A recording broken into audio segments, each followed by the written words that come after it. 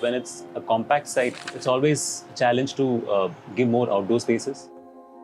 We've sort of tried to make the outdoor to indoor transition very seamless, done such that at any point of the year, you can enjoy some outdoor spaces. So F1 Manyata is a typical modern residence which has responded to the climate and the site. It offers privacy to the users without having the typical response of being inward looking.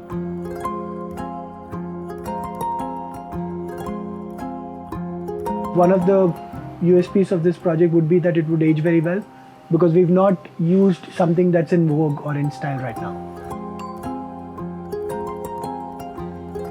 I'm Apachu. This is Vijay. We run a practice called Studio 4A. Please note that you can download the PDF and watch the full video on buildofy.com. We would gladly answer any questions that come in the comment section and look forward to hearing from all you guys. This is an urban house built on a 2,700 square feet site. This project is in Bangalore, northern part of Bangalore, in a gated community called Manyata Residency. So the client is Vishak Raman. Having studied in IIM Ahmedabad, he was exposed to a lot of brick masonry, exposed finishes. So that was something he wanted in this house. He wanted, a reflection of his college days where he had spent some great time. We've kept it very modern, though the use of material has been restricted to Indian local, more natural stones. Vishak has a small family. It's him, his wife, and his son. We've built the house mainly in 2 levels, public level with their bedrooms, and there's one guest lounge.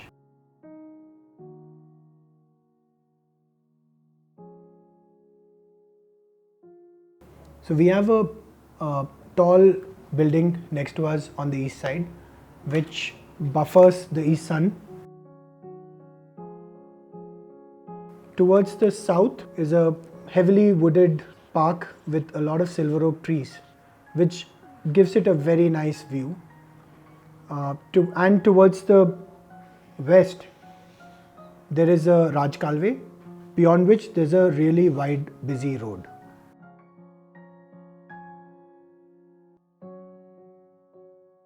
He was very clear about having an elevator in the building.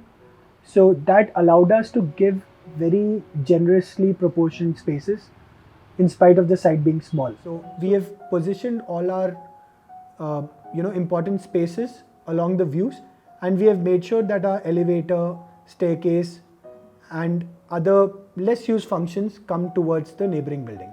So he was into bikes and cars. I mean, he was very passionate about his bikes and cars. So that sort of led to having a large car garage right at the entry, and that sort of helped us to have the living space above the car garage, which in turn gave the privacy that we were looking for. There is a car park. You have a mid-level, which is the main house. The living comes above this. The master bedroom comes above. So the front part of the house has been made a little compact.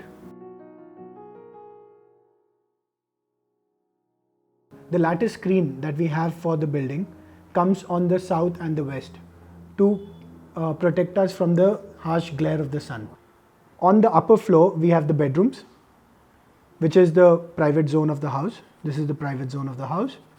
And above which we have the guest floor, which opens up to a terrace in front. Above the guest lounge is where we have a pool and one home office, which makes the home office a very interesting space because it overlooks the pool.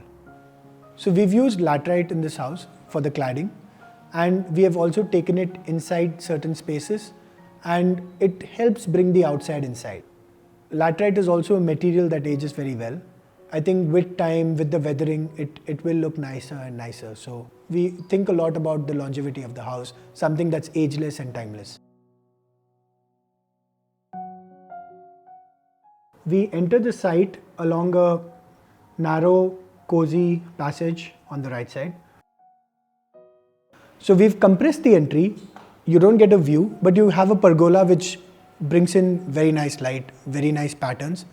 We walk along a concrete cast in situ compound wall which has some texture. So the pattern of light is very interesting, but at the same time it's not overwhelming, it's very muted.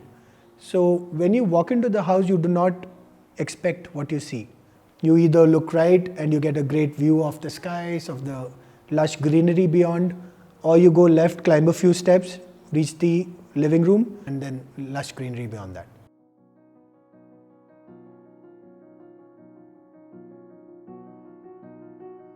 So from the mid-level, you climb up a few steps and you get to the landing, from where you open up to the living. Once you're in the living, you get some great views on towards the south and the west. And this particular space has a sit-out outside and has screens which shield you from the harsh southern and western sun. When you open this window, it seems like the outside has already. I mean, we are already outside the space in spite of being inside the space, and we have a bench here which has two purposes. One is, of course, the purpose of seating there, and it also cuts off visibility from the road to the inside. You've got great weather, so you have the feeling of being outside, at the same time being protected from the elements. You got shade, so even when it rains, you don't get wet. So we've tried to create different types of outdoor spaces because that is something that's always lacking in a small site. So in this case, it's a more introvert space where there is more emphasis on the flooring and materials that we've used. We've used Jaisalmer extensively in this space with different finishes. We have played with wall heights, we have played with parapets to give us more privacy. The dining also has a high wall behind, where our client has nurtured some trees. So we were imagining that those trees will grow up and someday we could enjoy the trees, I mean the view of the trees and the birds sitting in this space. One of the requirements of the client was to give a fantastic kitchen to his wife. The kitchen's quite, European in some ways because of the tall height, the tall ceilings. We've got a downdraft chimney, so when you enter the kitchen, you don't see a chimney. It's very clean, very, everything's put in place.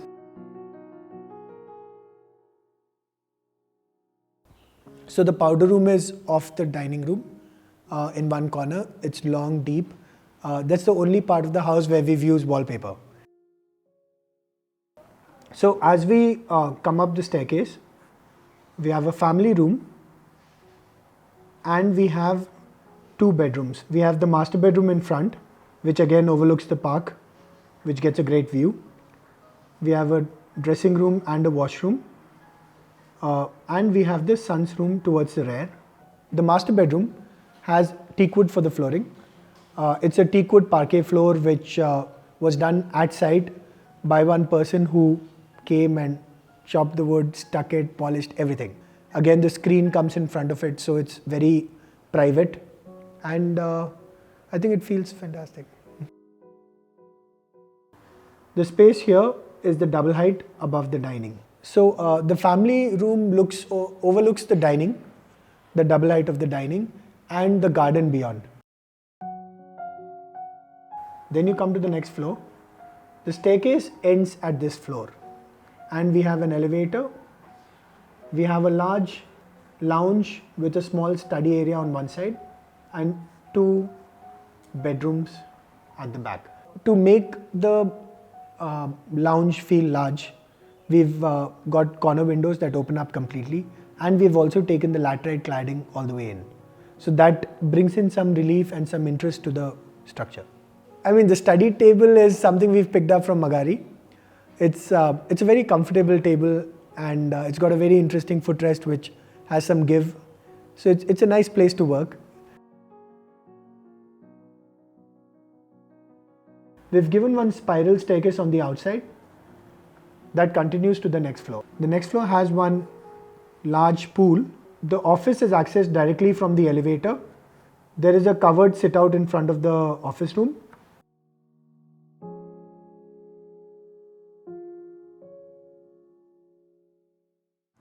Houses mean different things to different people, but when you're living in a house built by one of the leading architects, what you really look for is a balance between your workspace and your living space. It's completely cut off out of the house, and it's in the 4th floor, and it perfectly blended during the pandemic where I wanted to work from home. We've kept the ceiling of the lounge much higher so that once you reach the office floor, the pool is at your floor level.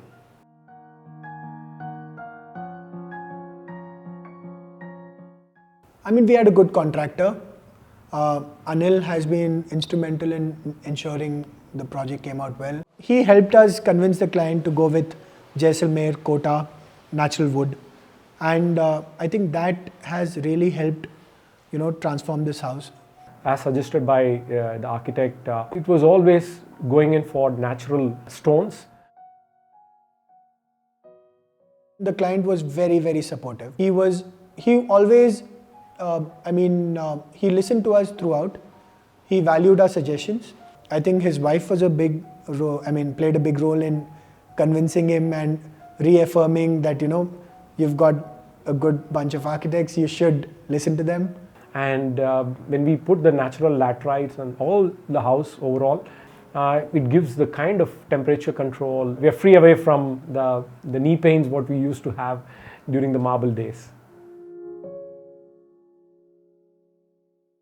One thing that happened was it reaffirmed our belief that luxury and a great house can be created with good detailing, good volumes, good spaces, more than the choice of an expensive material.